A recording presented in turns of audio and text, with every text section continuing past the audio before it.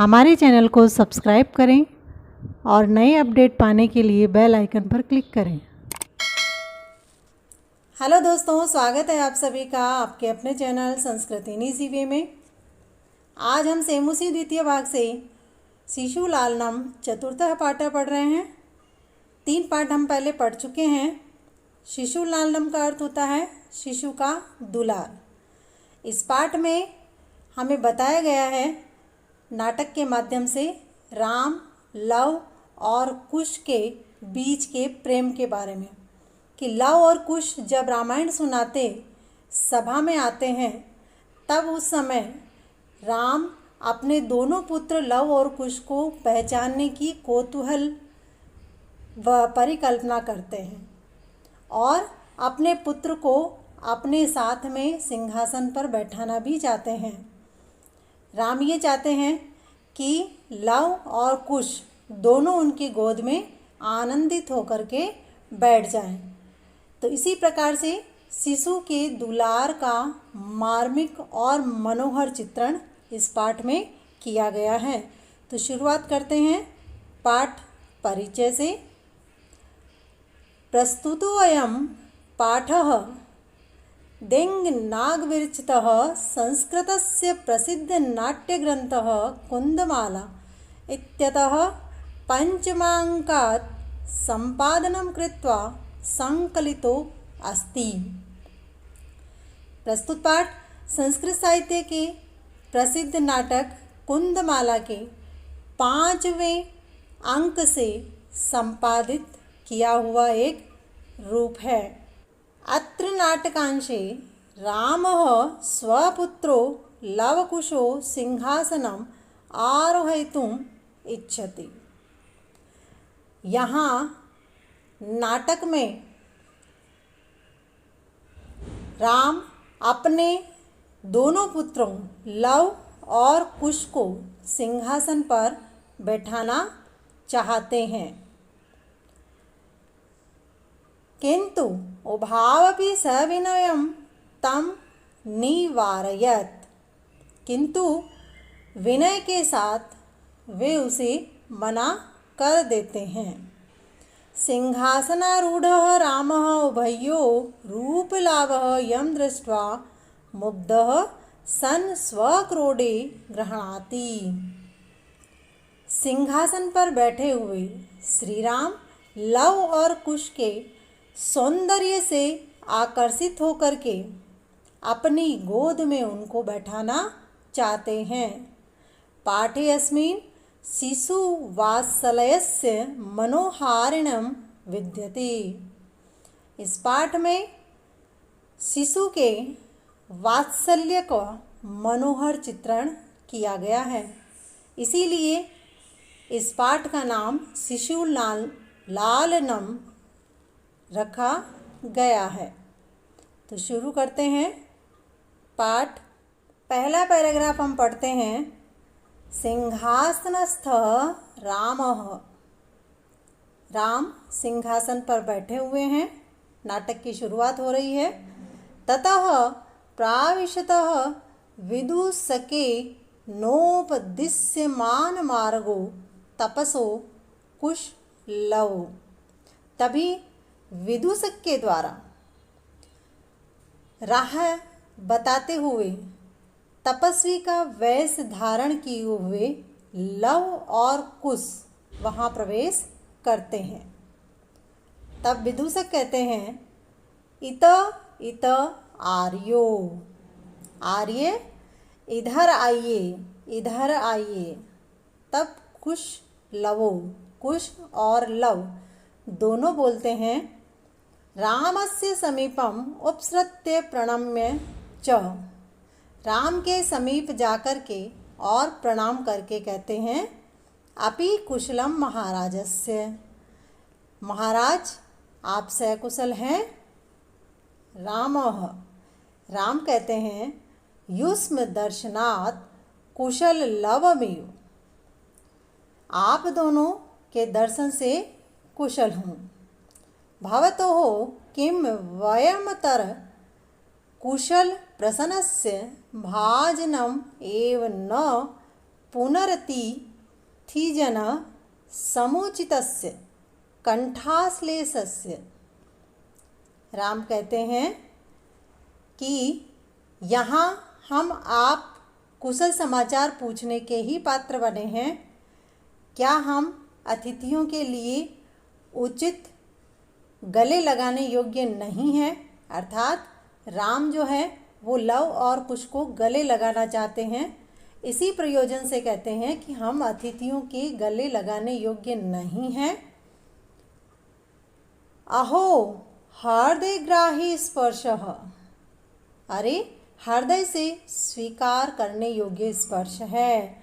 आसनार्थ उपवेशयति, आधे आसन पर उनको बैठाते हैं। उभो यानी दोनों, लव और कुश के लिए आया है। राजासनम खल्वेतत् न युक्त मध्यासितुम, ये तो निश्चित है कि राज सिंहासन है और इस पर बैठना उचित नहीं है। ये बात कौन कहता है? लव और कुश दोनों। तब राम कहते हैं स्ववधानम न चारित्र लोपाय, आप दोनों के चरित्र विनाश का व्यवधान नहीं है। अर्थात इस पर बैठने से आपके चरित्र का विनाश नहीं होगा। तस्मादंक व्यवहारित मध्यस्थाम सिंहासनम, इसीलिए गोद में बने हुए सिंहासन पर बैठ जाओ। अंकुमुपवेशयति, गोदी में उनको बिठा देते हैं। कौन? राम। किसको बैठाते हैं? लव और कुश को। उभो, दोनों कहते हैं अनिच्छाम नाट्यतः राजन अलम अति दाक्षिण्येन, कहते हैं अनिच्छा का अभिनय करते हुए, अर्थात मना करने का अभिनय करते हुए महाराज अत्यधिक उदारता ना करें। अलम का अर्थ होता है मत करें। तब राम कहते हैं अलम अति शालीनतया, अधिक शालीनता की आवश्यकता नहीं है। तब वो बोलते हैं उनको, लव और कुश को, भवती शिशुजनो वयो अनुरोधात् गुण महतामपि लालनीय एव वज्रति हिम करो अपि बाल भावात् पशुपति मस्तक केतक अच्छन्तत्वम। पशुपति कहा गया यहाँ? भगवान शिव को। तो राम कहते हैं जो महान लोग होते हैं उनकी अल्पायु बाल उम्र के कारण ही लाड़ के योग्य होती है।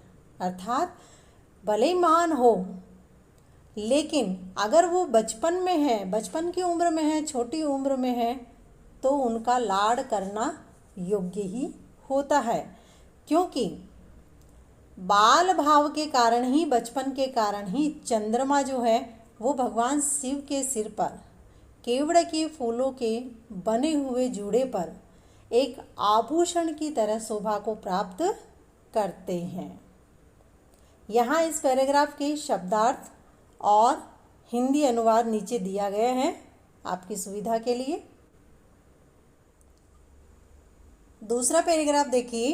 राम कहते हैं एष भवतुः सौंदर्यावलोक जनितेन कौतूहलेन पृच्छामि क्षत्रियकुल पितामहयो सूर्यचंद्रयो को वा भवतो वंशस्य कर्ता। राम कहते हैं उन दोनों से, लव और कुश के लिए, कि आपकी सुंदरता को देखने से जो कौतूहल उत्पन्न हुआ है उसके कारण से मैं आपको पूछता हूँ कि क्षत्रिय कुल में उत्पन्न हुए तुम्हारे जो पितामह हैं, पूर्वज हैं, वे सूर्य और चंद्रमा दोनों वंश में से उनके जन्मदाता कौन है, यानी दोनों में से वो कौन है, सूर्यवंशी है या चंद्रवंशी है। ऐसा राम ने पूछा। तब लव ने उत्तर दिया, भगवान सहस्त्र दीधति, यानी कि 1000 किरणों वाले भगवान सूर्य। सहस्त्र यानी हजारों, दीधिति ही सूर्य के लिए। रामः, राम ने कहा, कथम स्मत् समानाभिजनो संवर्तो। राम कहते हैं, क्या आप हमारे समान ही कुल में पैदा होने वाले हैं, क्योंकि राम भी सूर्यवंशी थे। विदूषकः, अब विदूषक ने कहा, किम द्वयोरप्येकमेव प्रतिवचनम। द्वयो, उन्होंने कहा कि आप दोनों का एक ही उत्तर है या एक ही वचन है। तब लव ने कहा, भ्रातरावम सौंदर्यो, हम दोनों भाई सहोदर है। सौदर्यों का मतलब होता है एक ही कोख से उत्पन्न होने वाले भाई। तो हम दोनों भाई हैं, सहोदर हैं। तब राम ने कहा, समरूपः शरीर सन्निवेशः, रूप और रंग आपके शरीर का गठन समान है। वयमस्तु न किंचित अंतरम, उम्र का तो कोई अंतर नहीं है। लवः, लव कहता है, आवाम यमलो, यमलो का अर्थ होता है जुड़वा, हम दोनों जुड़वा हैं। रामः, राम कहते हैं, संप्रति युज्यते, सब ठीक है, अब इस समय सब ठीक है। किम नाम धेयम, क्या नाम है। लव ने कहा, आर्यस्य वंदनायाम लव इत्यात्मनम श्रावयामि। श्रीमान, आपकी सेवा में मेरा नाम मैं सुनाता हूँ, लव। क्या नाम बताया उसने अपना, लव। कुशम निर्दिश्य, कुश की ओर संकेत करके, आर्यो अपि गुरु चरण वंदनायाम, उसने कहा, गुरु की चरणों में सेवा में, ऐसा कह करके रुका और फिर कुश बोला, अहम अपि कुश इत्यात्मानं श्रावयामि, मैं कुश अपना नाम आपके सामने निवेदन करता हूँ या कुश सुनाता हूँ, अर्थात मेरा नाम कुश है। रामः, राम कहते हैं, अहो उदात्तरम्यः समुदाचारः, अरे आश्चर्य है, बहुत ही अधिक शिष्टाचार है। किम नामधेयो भवतोर्गुरुः, आपके गुरुजी ने क्या आपके नाम दिए हैं। इस पैराग्राफ के शब्दार्थ और अनुवाद नीचे लिखा है, आप देख सकते हैं।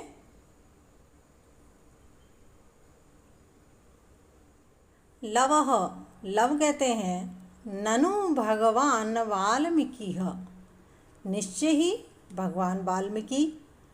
तब राम ने कहा, केन संबंधेन, किस संबंध से हैं, संबंध क्या है आपका वाल्मीकि जी से, उनके पूछने का प्रयोजन था। तब लव ने कहा, उपनयनोपदेशेन, उपनयन संस्कार के कारण संबंध है, यानी कि उपनयन संस्कार की उन्होंने शिक्षा दी है, इसी कारण से उनका और हमारा संबंध है। रामः, राम ने कहा, अहमत्र भवतोः जनकम नाम तो वेदितुम इच्छामि, आप दोनों के पिताजी के नाम को मैं जानना चाहता हूँ, जनकम यानी पिता को। तब लव ने कहा, न ही जानाम्यस्य नामधेयम, लव कहते हैं, इनका नाम तो मैं नहीं जानता। न कश्चिदस्मिन् तपोवने तस्य नाम विहरति, इस तपोवन में तो कोई भी उनके नाम का प्रयोग नहीं करता है। रामः, राम कहते हैं, अहो महात्म्यम, अरे आश्रम की महानता है। क्योंकि राम तो सब जानते थे ना कि ये दोनों मेरे ही पुत्र हैं और ये वन में रहते हैं। तो जब उन्हें पता चला कि आश्रम में उनके नाम को कोई नहीं जानता, राम के नाम को कोई नहीं जानता, तब उन्होंने आश्रम की महानता बताई। कुशः, कुश कहता है, जानाम्यहं तस्य नामधेयम्, मैं जानता हूँ उनका नाम। रामः, राम कहते हैं, कथ्यताम, कहिए। तब कुश ने कहा, निर्नुक्रोशो नामः, निर्दयी नाम, इतना कह करके वो रुक जाता है। तब राम कहते हैं, वयस्य अपूर्वम खलु नामधेयम्, निश्चय ही पहले कभी नहीं सुना ऐसा नाम। तब विदूषक ने कहा, विचिन्त्य, सोच करके, एवं तावत् पृच्छामि निर्नुक्रोश इति क एवं भणति, मैं तुमसे पूछना चाहता हूँ कि निर्दयी ऐसा नाम कौन कहता है। तब कुश ने जवाब दिया, अम्बा, माता जी कहती हैं। कुश के कहने का मतलब है कि अम्बा यानी माता, माता जी ये नाम लेकर के कहती हैं। विदूषकः, विदूषक कहता है, किम कुपिता एव भणति उत प्रकृतिस्था, क्या क्रोधित होकर के कहती है या उनका स्वाभाविक रूप है, प्राकृतिक रूप है। कुशः, कुश कहते हैं, यद्यावयोर्बलात् भावजनित किंचित विनयं पश्यति तदा एवं अधिक्षिप्ति निर्नुक्रोशस्य पुत्रौ मां चापलम इति। कुछ कहते हैं कि जब हम दोनों बालपन के कारण किसी ढीठता को दिखाते हैं तब वो हमें इस प्रकार से फटकारती है और कहती है, निर्दयी के बेटों चपलता मत करो, यानी शैतानी मत करो। विदूषकः, विदूषक कहते हैं, एतयोर्धि पितुर्निर्नुक्रोश इति नामधेयम् एतयो जननी तेनावमानिता निर्वासिता एतेन वचनेन दारको निर्भत्सरयति। विदूषक ने कहा, दोनों के पिता का यदि नाम निर्दयी है तो उनकी माता तिरस्कृत करके कहती है, इसीलिए इन वचनों से बच्चों को भी वो फटकारती है, इन दोनों को फटकारती है।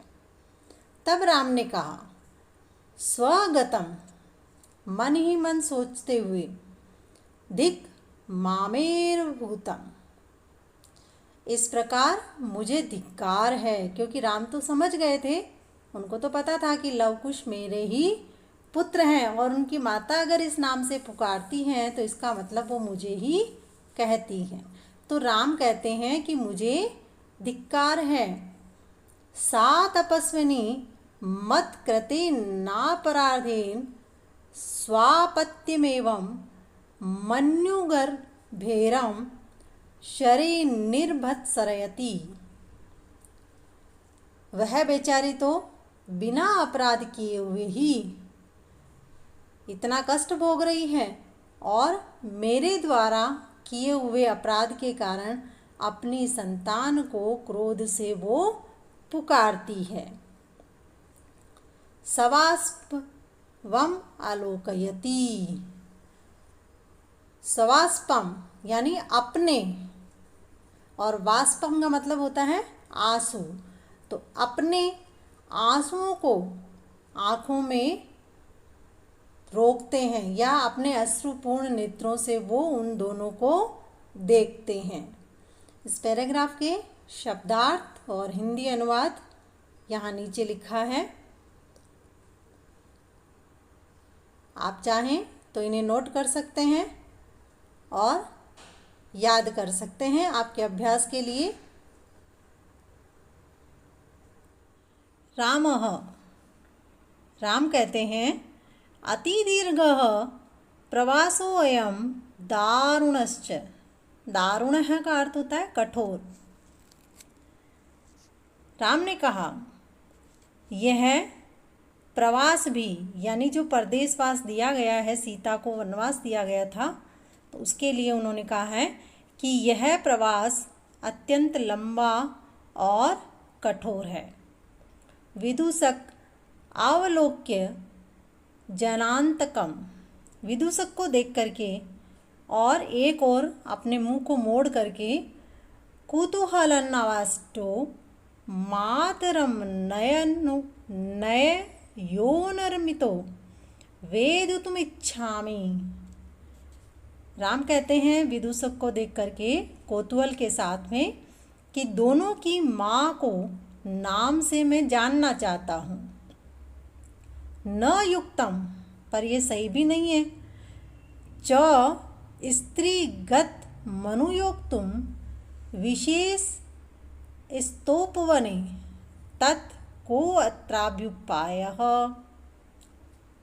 राम कहते हैं कि स्त्री के विषय में छानबीन करना उचित नहीं है, और विशेष रूप से तपोवन में। तो यहाँ पर इस विषय में क्या उपाय है या कोई उपाय है, ऐसा उसने विदूषक को पूछा।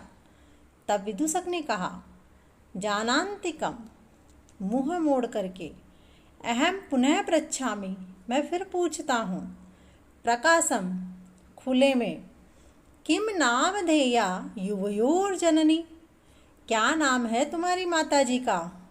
लवः, लव कहते हैं तस्याः द्वे नामनि, उनके दो नाम हैं। तब विदूषक ने पूछा कथमिव, कैसे। लव ने जवाब दिया तपोवनावासिनो देवीति नामना आह्वयन्ति भगवान वाल्मीकिर्वधूरिति। तपोवन में निवास करने के कारण तो उन्हें देवी के नाम से पुकारा जाता है, और भगवान वाल्मीकि उन्हें बहू कह करके बुलाते हैं। हो गए दो नाम। रामः, राम कहते हैं अपि च इतस्तवाद वयस्य, कुछ देर के लिए इधर आइए। किसको बोलते हैं वो, विदूषक को। विदूषकः, विदूषक कहते हैं उपसृत्य, पास जाकर के, आज्ञापयतु भगवान, आप आज्ञा दें, भगवान यानी आप आज्ञा दें। राम ने कहा अपि कुमारयोरनयोरस्माकं च सर्वथा समरूपः कुटुंब वृत्तान्तः। ये जो दोनों कुमार हैं, इन दोनों कुमारों को और हमारे परिवार का जो वृत्तांत है या जो कथा है वो समान है। शब्दार्थ और अनुवाद नीचे लिखा है।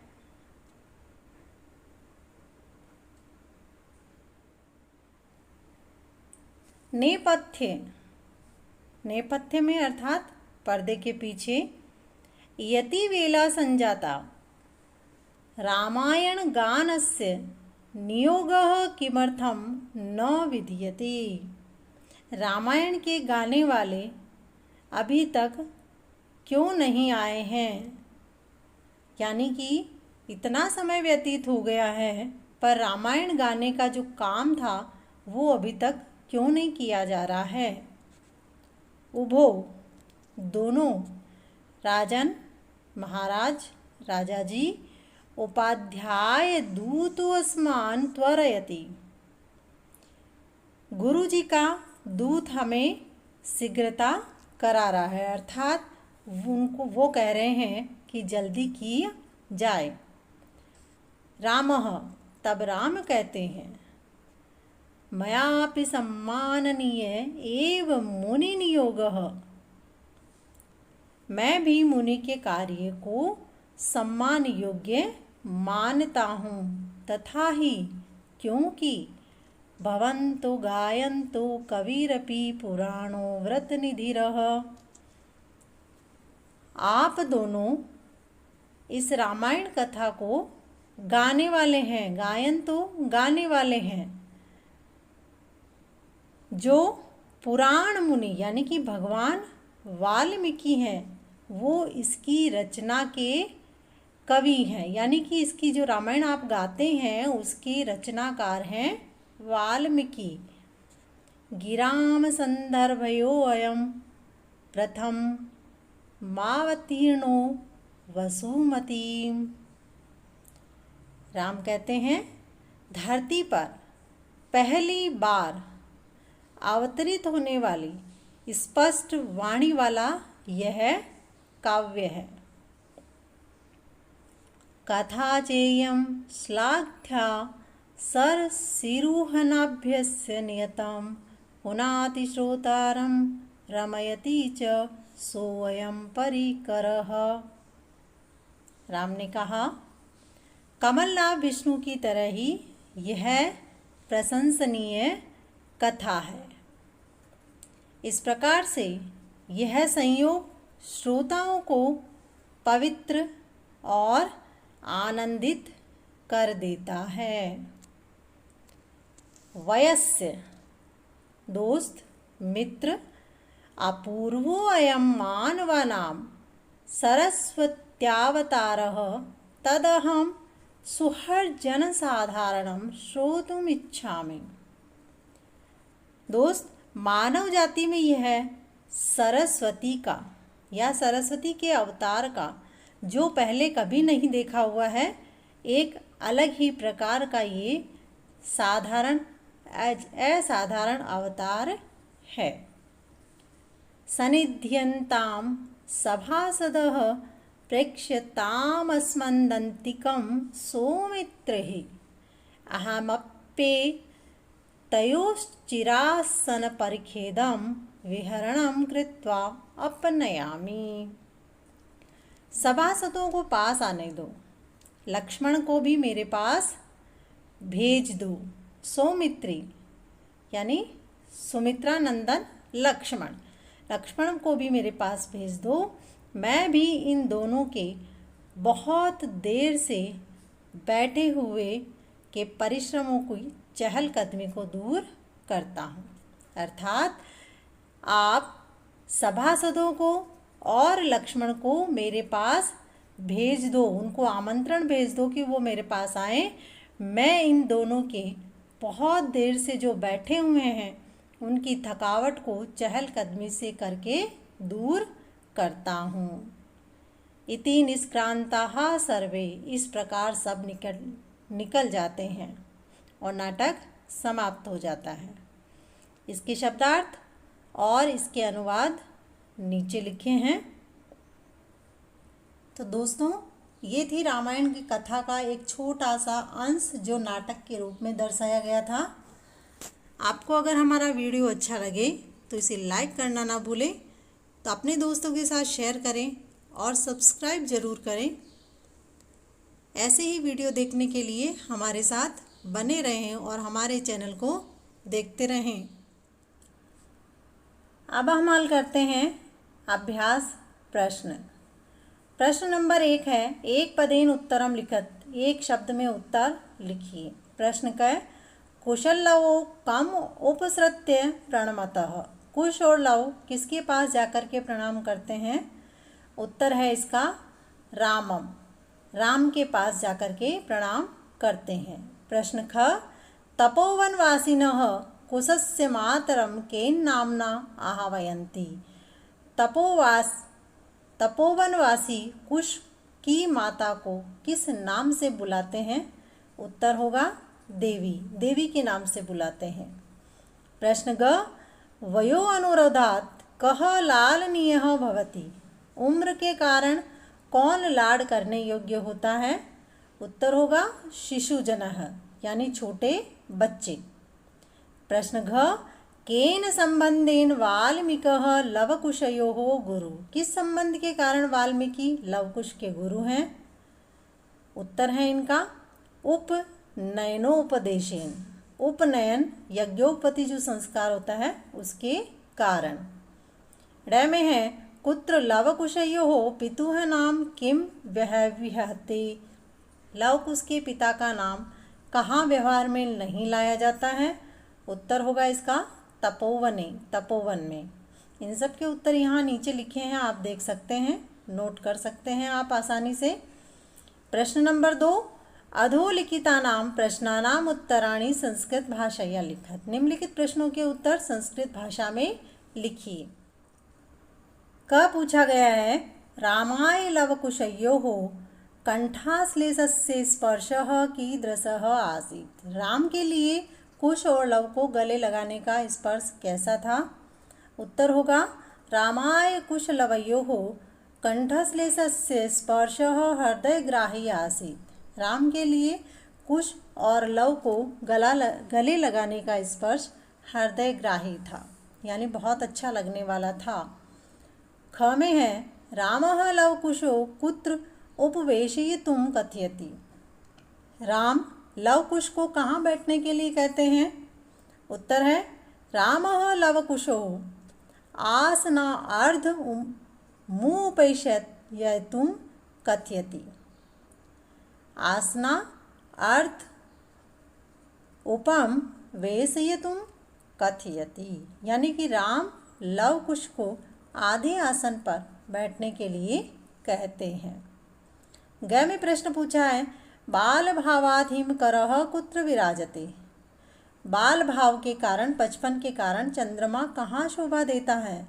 उत्तर हो जाएगा इसका बाल भावात हिमकरः पशुपति मस्तके विराजते, बाल भाव के कारण चंद्रमा शिव के सिर पर विराजमान होते हैं, शोभा देते हैं।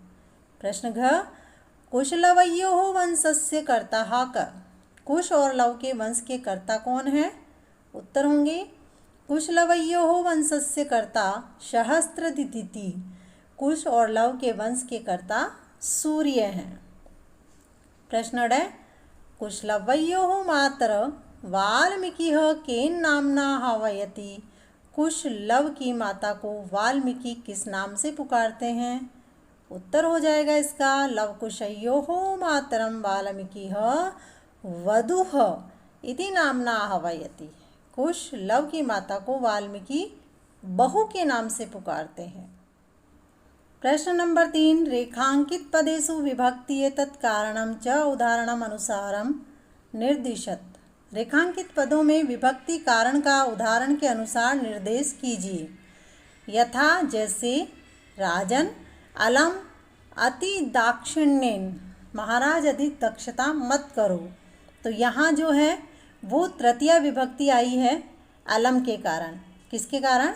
अलम के योग में तृतीया विभक्ति यहाँ आई है। अब इसमें पूछा है हमसे क राम लवकुशोः आसनार्धम उपवेशयति, यहाँ आसनार्धम आसन पर बैठाते हैं, तो यहाँ पर कौन सी विभक्ति आई है? द्वितीया। क्यों आई है? उप के योग में, उपवेशयति यानी उप के योग में यहाँ द्वितीय विभक्ति का प्रयोग हुआ है आसनार्थम। ख में है धिक माम एव व्रतम, यहाँ जो माम आया है वो क्यों आया है? क्योंकि इस प्रकार के मुझको अधिकार है, धिक्कार है। किसने कहा था ये? राम ने। तो यहाँ भी माम जो है वो द्वितीय विभक्ति है। किसके योग में? धिक के योग में द्वितीय विभक्ति का प्रयोग हुआ है। ग में पूछा है अंक वह वहितम अध्यास्ताम सिंहासनम, यहाँ सिंहासनम जो पद आया है वो किस वजह से आया है? द्वितीय विभक्ति का, वो है अधिशिंगास्थाम कर्म, यानी कि अधि जो उपसर्ग आया है इसमें, उस अधि के उपसर्ग के योग में शी और स्था तथा आस इन धातुओं के योग में द्वितीय विभक्ति का प्रयोग हुआ है सिंहासनम। प्रश्न घ, अलम अति विस्तरेण, यहाँ भी तृतीय विभक्ति है, वो किसके योग में है? तृतीय विभक्ति आई है अलम के योग में। अगला इसमें है रामम उपसृत्य प्रणम्य च, यहाँ उप के योग में राम के में द्वितीय विभक्ति का प्रयोग हुआ है। यहाँ अंडरलाइन रामम में है, तो राम के साथ में द्वितीय विभक्ति किसके योग में? उपसर्ग के योग में। प्रश्न 4, यथा निर्देशम उत्तरम, निर्देश के अनुसार उत्तर दीजिए। क में है जनाम्यहं तस्य नामधेयम् अस्मिन् वाक्ये कृतं पदम किम, इस वाक्य में कर्ता क्या है? तो यहाँ इस वाक्य में जो कर्ता है वो है अहम, जनाम्यहम्। अहम जो आया है, अहम का अर्थ होता है मैं। प्रश्न ख, किम कुपिता एव भणति उत प्रकृतिस्था अस्मात् वाक्यात् हर्षिता इति पदस्य विपरीत अर्थकं पदम चित्वा लिखत।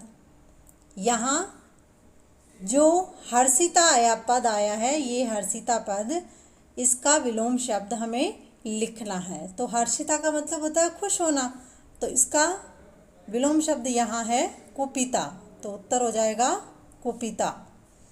ग में है विदूषकः उपसृत्य आज्ञापयतु भवान, अत्र भवान इति पदम कस्मै प्रयुक्तम, यहाँ जो भवान पद आया है वो किसके लिए प्रयोग में लाया गया है? तो राम के लिए कहा था कि आप आज्ञा दें, है ना, तो राम के लिए रामाय।